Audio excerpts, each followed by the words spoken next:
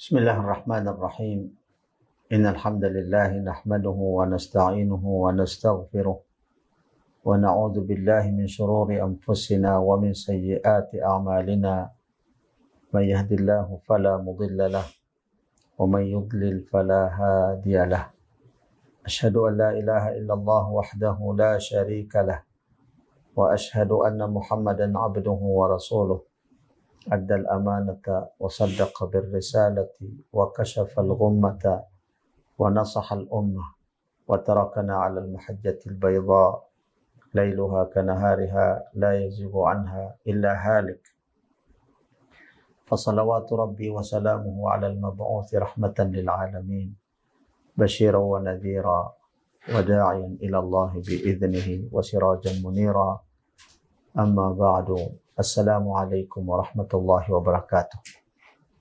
Mga masugid naming tagapakinig at tagapanood sa ating mga series na lectures hinggil sa Bangsamoro o sa pinamagatang Bangsamoro Religious in National Unity.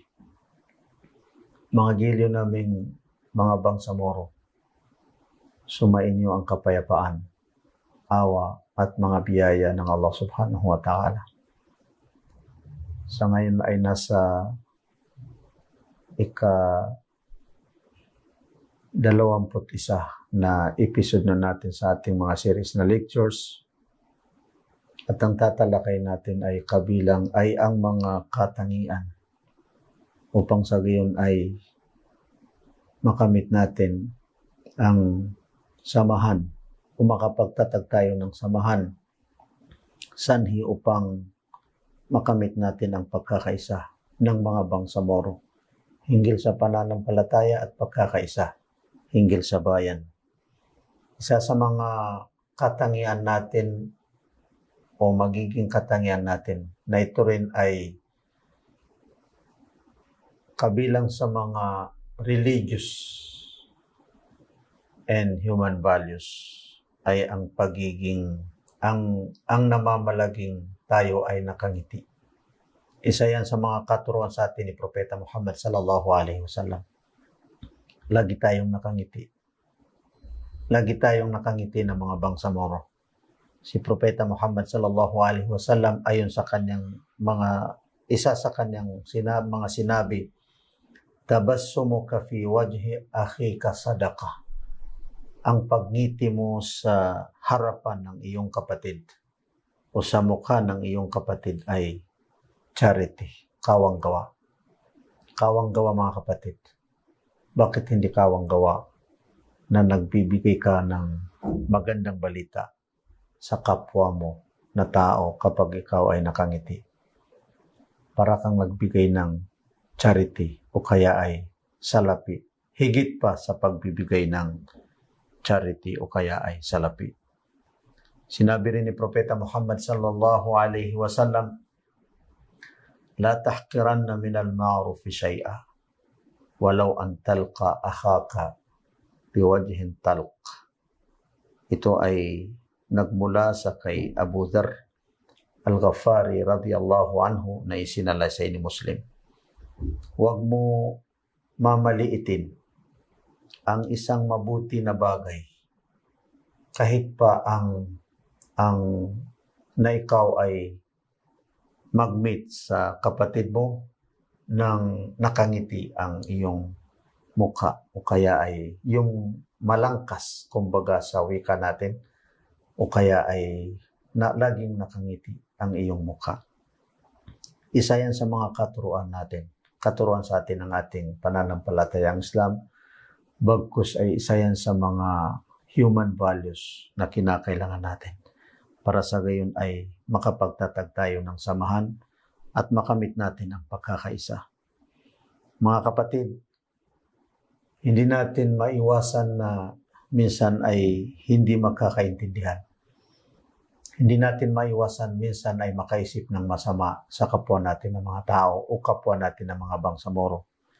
Pero kinakailangan natin ang tinatawag na at-tabayyunu wa at-tahaqquq.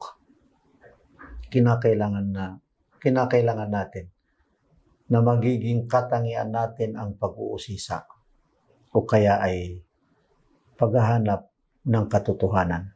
Hindi kung ano ang maisip natin, yun na ang sasabihin natin na tama sa kapwa natin.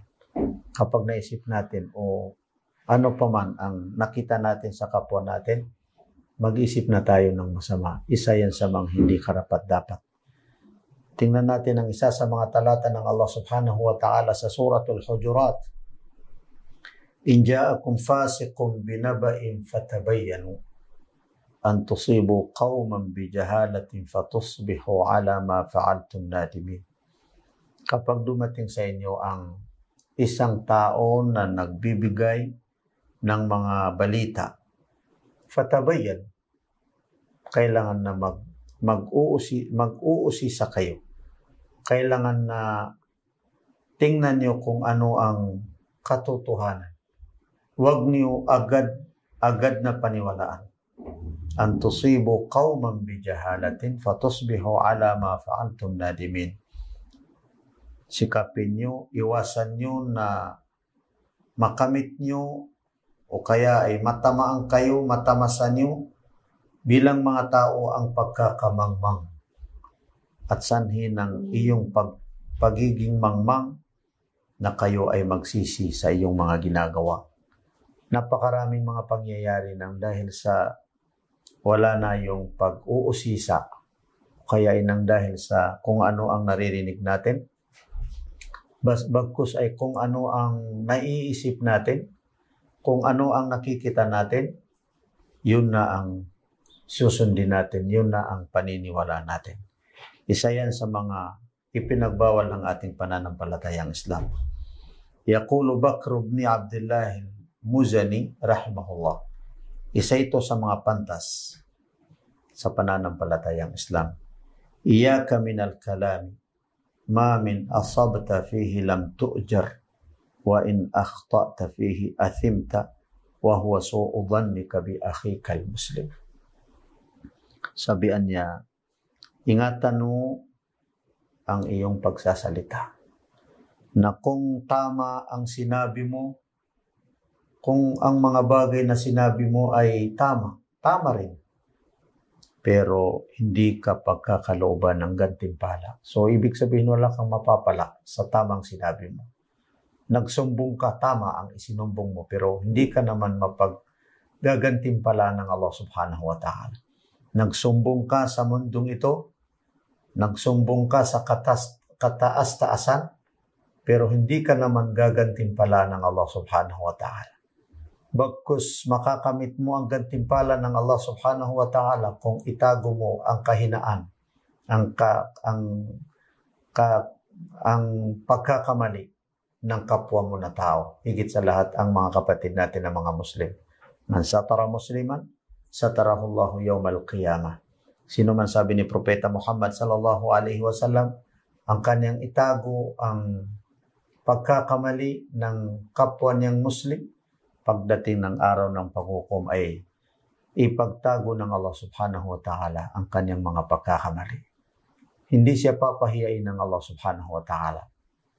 Ang ibig sabihin, kapag nagsumbong ka at pinahiya mo ang kapwa mo na Muslim, kapwa mo na tao sa mundong ito, maaari na kung hindi ka patatawarin ng Allah subhanahu wa ta'ala, ay ilantad din ng Allah subhanahu wa ta'ala ang mga kamalian mo.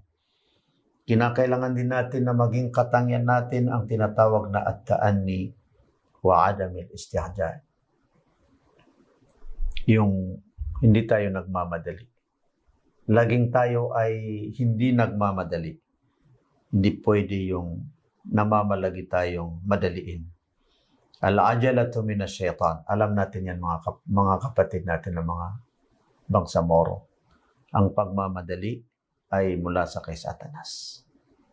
Ang pagiging madaliin ay isa sa katangian ni Satanas. Illa fi khams. Maliban sa 5 bagay na kinakailangan na madaliin natin. Ano bagay itong 5 bagay mga kapatid na kinakailangan na madaliin natin? It'amud dhaif. Kapag may bisita tayo, madaliin natin na pakainin.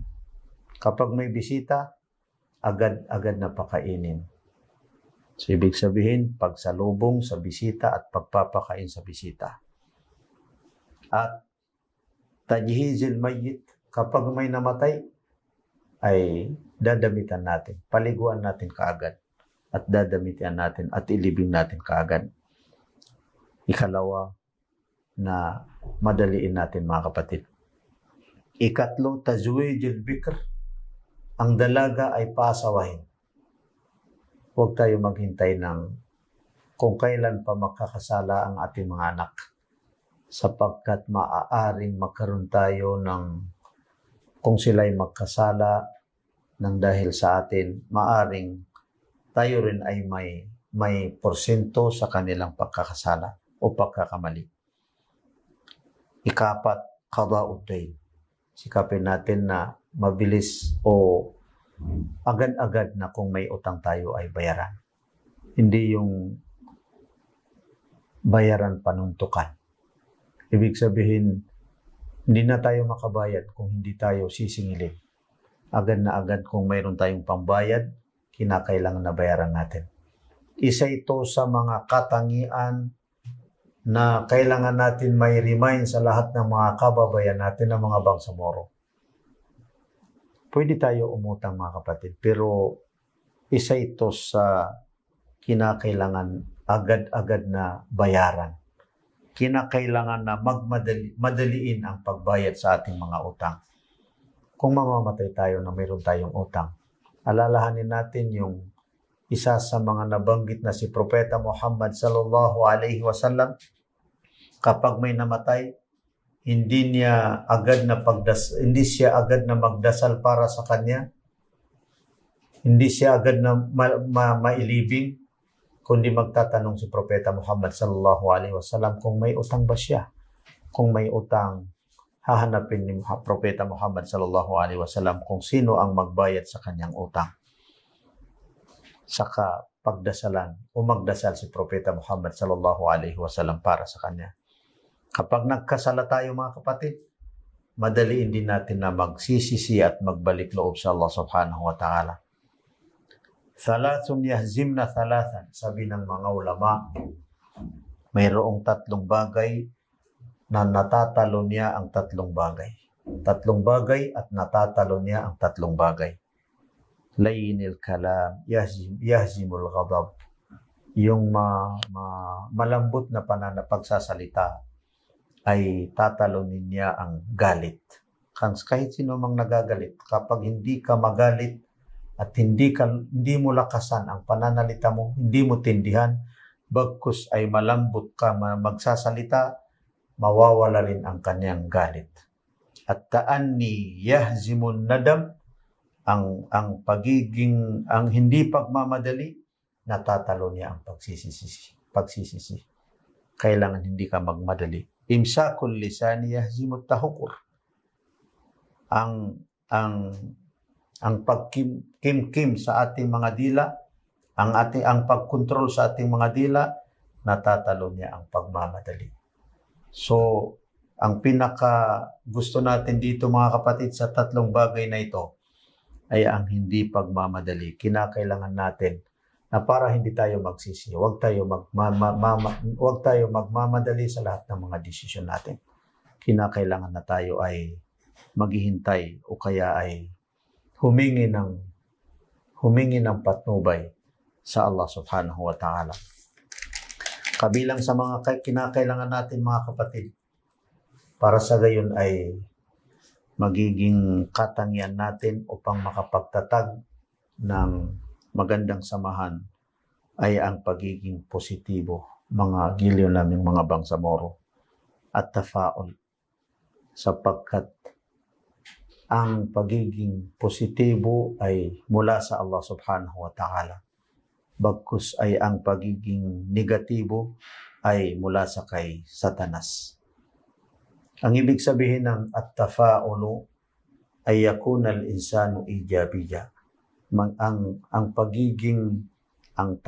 tao ay magiging positive sa kanyang pag-iisip. Sa lahat ng mga bagay ay magiging positive siya. So inshallah ipagpatuloy natin itong mga kabilang sa mga katangian upang sa gayon ay makapagtatag tayo ng magandang samahan.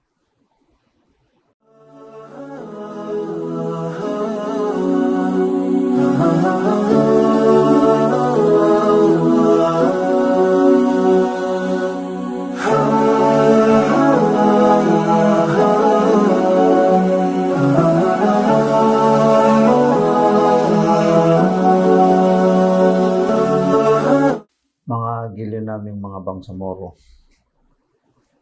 kinakailangan natin ang pagiging positibo upang sa gayon ay makamit natin ang pagkakaisa. Pagkakaisa hinggil sa pananampalataya at pagkakaisa hinggil sa bayan. At makakamit din natin ang mapasatin ang values, religious values at saka human values. Isa ito sa mga halaga o mga values sa pananampalataya at saka sa pagiging tao. Tingnan natin ang isa sa mga hadith ni Propeta Muhammad sallallahu alaihi wasallam. Ito ay hadith qudsi na ang nagwika si Propeta Muhammad sallallahu alaihi wasallam bagkus ay mula sa Allah bagkus ay ito ay mula sa Allah subhanahu wa ta'ala. Ibig sabihin ay sinabi mismo ng Allah subhanahu wa ta'ala, ana inda dhanni abdi bi. Kung ano ang isipin natin sa Allah subhanahu wa ta'ala, yun din ang ipagkakaloob sa atin. May mga tao, minsan nakakaugalian natin na kung may mangyari sa atin, sabihin natin na ito ay parusa sa atin ng Allah subhanahu wa ta'ala.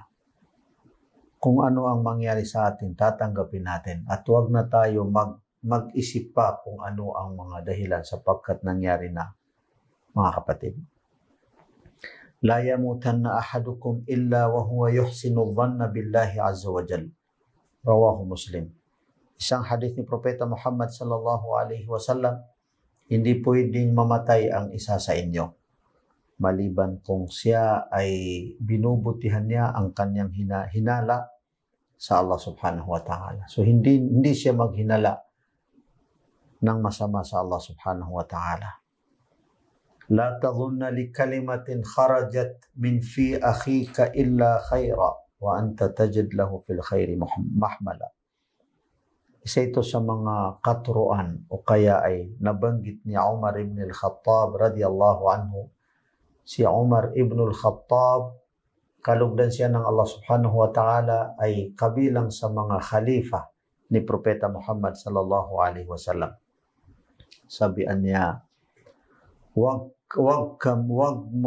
mo paghinalaan ang isang nawika ng iyong kapatid o kaya ay isang salita na nagmula sa bibig ng iyong kapatid maliban sa mainam.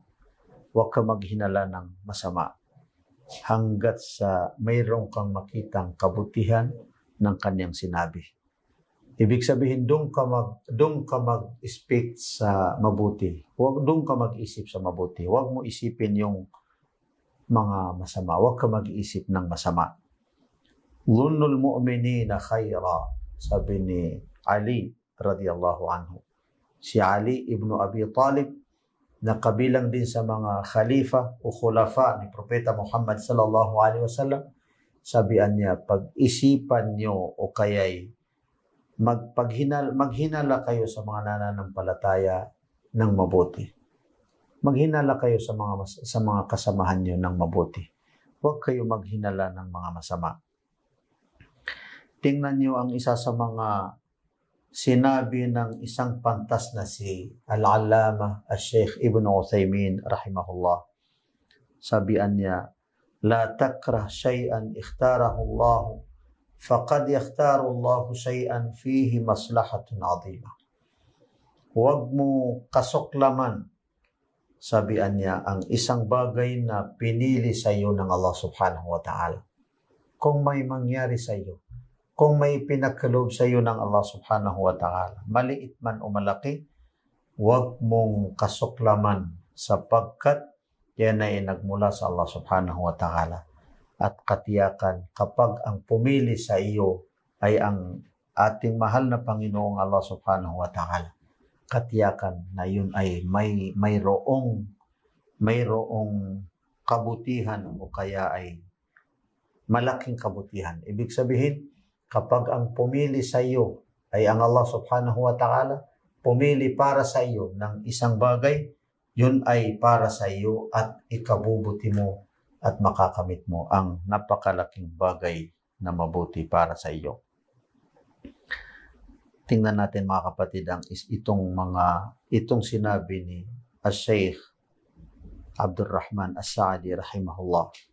Sabihan niya, man taghafala an uyubin nasi aw amsaka lisanahu an tatabbu'i ahwalihim allati la yuhibbuna idharaha salima dinuhu wa irduhu wa alqallahu mahabbatahu fi qulubil ibad wa satarallahu uyubahu fa innal jazaa'a min jinsil amal wa ma rabbuka bidhallamin lil abid. Allahu akbar. Napakaganda mga kapatid.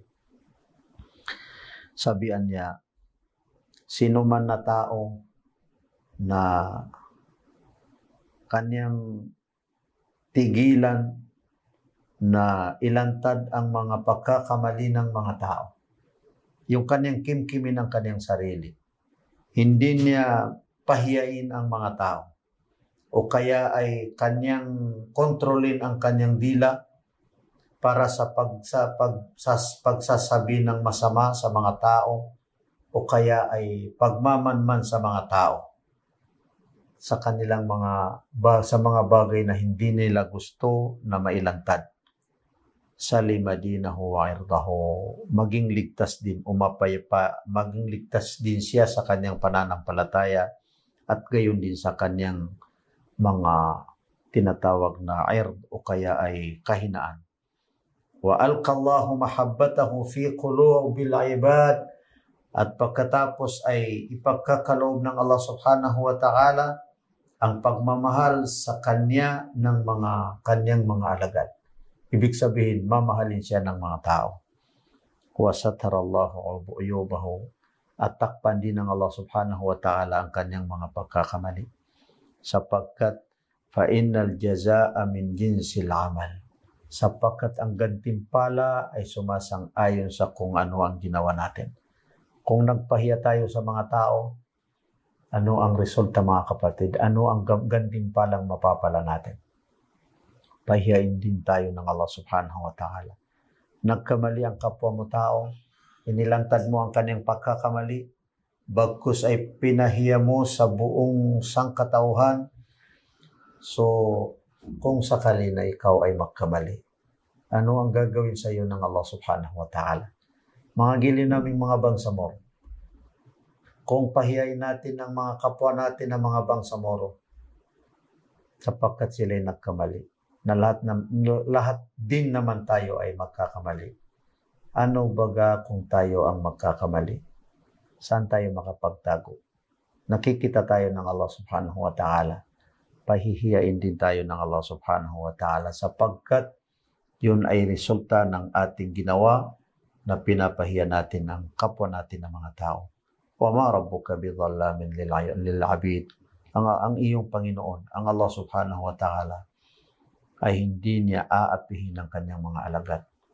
Kung may nagkamali, hindi man din mang-api ang Allah subhanahu wa ta'ala. Pagdating ng araw ng paghukom, paparusahan siya ng Allah subhanahu wa ta'ala sa kanyang mga pagkakamali. At ikaw na nagpahiya sa kanya, kung hindi tama ang pamamaraan ng pagpapahiya mo sa kanya, gayon din, hindi ka pabayaan ng Allah subhanahu wa ta'ala. Papahiyang ka rin ng Allah subhanahu wa ta'ala. Hindi man dito sa mundong ibabaw, pero pagdating ng araw ng paghukom, papahiyain ka ng Allah subhanahu wa ta'ala. Hindi niya takpan ang mga pagkakamali, ang mga nagawa mong pagkakamali sa mundong ito. Kinakailangan din natin mga kapatid ang hindi tayo mawalaan ng pag-asa. Lagi tayong hindi nawawalaan ng pag-asa. Sapagkat kung hindi man natin nakamit ang gusto natin, o kaya ay tayo ay nananalangin sa Allah subhanahu wa ta'ala, at hindi natin nakamit ang tugon ng Allah subhanahu wa ta'ala sa ating panalangin, baka yun ang ginusto sa atin ng Allah subhanahu wa ta'ala. O kahit pa hindi natin nakamit ang gusto natin, ang ating ipinanalangin sa Allah subhanahu wa ta'ala, pero inatasan tayo na manalangin sa Kanya, magdua ng marami. Paramihin ang mga dua natin at batid natin, mga kapatid. Ang ating dua ay pagsasamba sa Allah subhanahu wa ta'ala. So dadamihan ng Allah subhanahu wa ta'ala ang ating mga gantimpala ng dahil sa ating mga dua. Ito rin ay nabanggit ni Al-Allama Al-Sheikh Ibn Uthaymin rahimahullah. Kinakailangan din natin, mga kapatid, ang marunong tayo magpatawad. Marunong tayo magpasensya. Afdalu akhlaqil mu'mini al-afu. Isa sa mga mainam na kaugalian ng isang nananampalataya ay ang pagpapatawad. Ibig sabihin, isa sa marangal at pinakamainam na kaugalian natin, katangian natin, ang marunong tayo magpatawad. Faman afa wa aslaha fa ajruhu ala Allah. Sabi ng Allah subhanahu wa ta'ala, sino man yaon ang magpatawad at magpakabuti, ang kanyang gantimpala ay sa Allah subhanahu wa ta'ala. Ibig sabihin ay kabilang ito sa ayon sa mga pagpapaliwanag ng mga pantas, kabilang ito sa mga gawain natin ang pagpapatawad at ang pagpapasinsya. Gagantipalan tayo ng Allah subhanahu wa ta'ala na hindi natin kayang bilangin ang ipagkaloob sa atin ng Allah subhanahu wa ta'ala ng gantimpala. Hindi na ito kayang bilangin. Kabilang ito sa mga gantimpala ng isang nag-aayuno na kailanman ay hindi niya kayang bilangin ang mga gantimpala na ipagkakaloob sa kanya ng Allah subhanahu wa ta'ala. Mga kapatid, ang pagpapakumbaba, kinakailangan din natin. Ang pagpapakumbaba, isa yan sa mga kaugalian ng mga nananampalataya. Bagkus, kinakailangan natin para sa gayon ay makamit natin ang pagkakaisa. Akmalul mu'minina imanan, ahsanuhum khuluqa. Isa sa mga sinabi ni Propeta Muhammad sallallahu alaihi wasallam, ang kompleto na pananampalataya ng mga nananampalataya ay sino man ang mainam sa kanila, mainam ang kanilang mga kaugalian. At wala nang pinakamainam na kaugalian ang pagpapakumbaba. Wa an Iyad ibn Hammar radiyallahu anhu anna Rasulullah sallallahu alaihi wasallam qala inna Allah awha ilayya an tawadu hatta la yafkhara ahadun ala ahad wala yabghi ahadun ala ahad. Sabi daw ni Propeta Muhammad sallallahu alaihi wasallam, isa ito sa mga hadith ni Propeta Muhammad sallallahu alaihi wasallam, katiyak katotohanan ng Allah subhanahu wa ta'ala, kanyang ibinunyag sa akin, itinuro sa akin na kayo ay magpakumbaba. Magpakumbaba sa isa't isa. Upang sa iyon ay hindi magmamalabis sa inyo, ang isa sa inyo sa isa.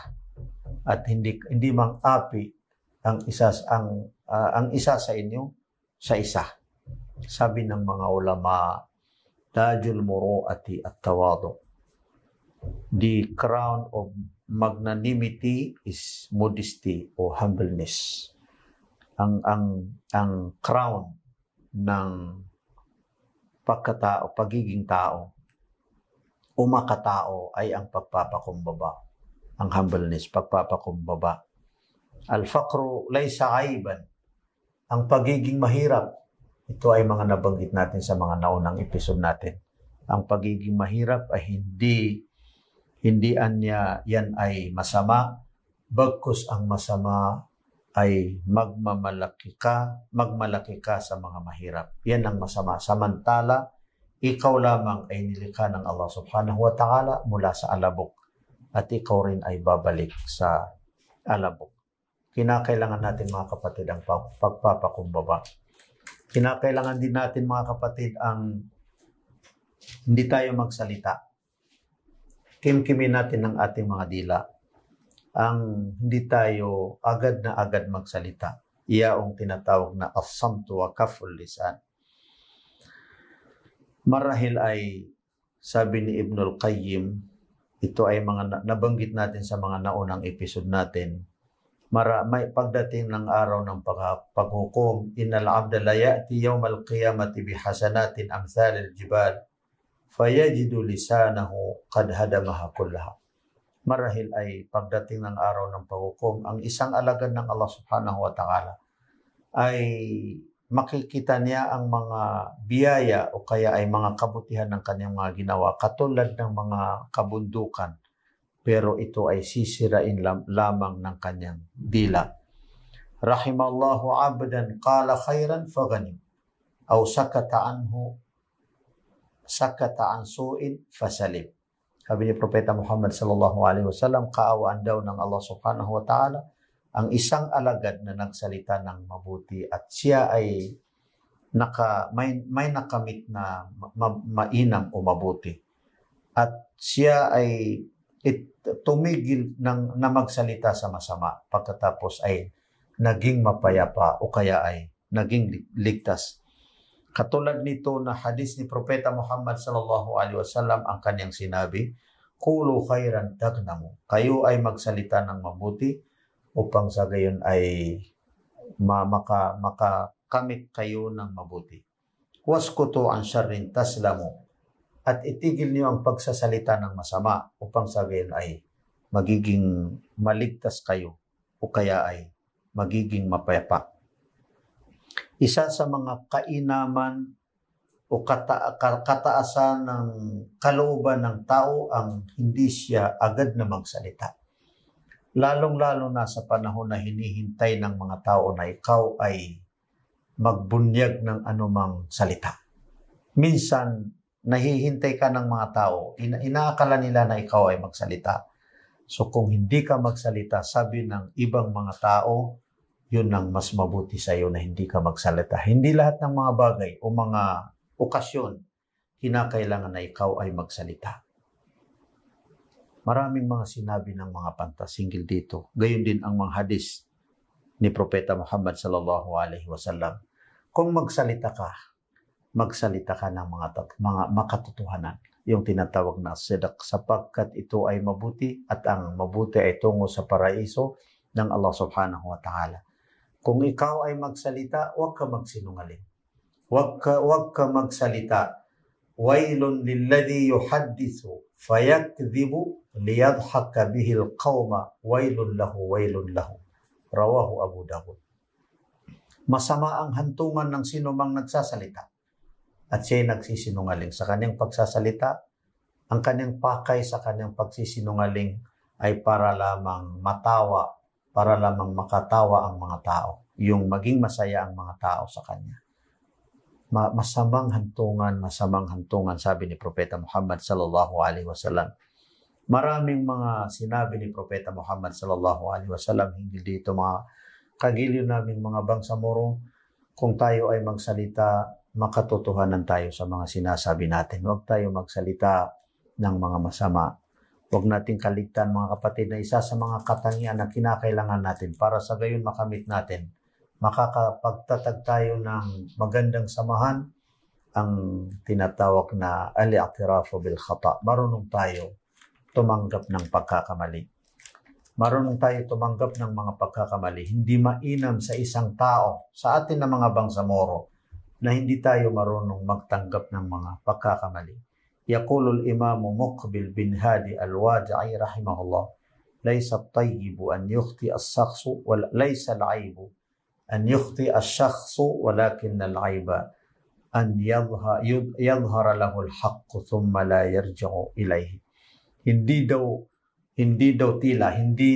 masama sa isang tao na magkamali, pero ang masama kapag magkamali ang tao at makita niya ang katotohanan, hindi siya magbalik sa katotohanan, hindi niya tatanggapin ang katotohanan. Sabi ng mga ibang mga pantas, kahit saan natin makamit, marinig at matutunan ang katotohanan, tatanggapin natin. Kahit pa sa bibig ng baboy, kung katotohanan, tatanggapin natin, sapagkat yun ang pakay natin alang-alang sa Allah subhanahu wa ta'ala.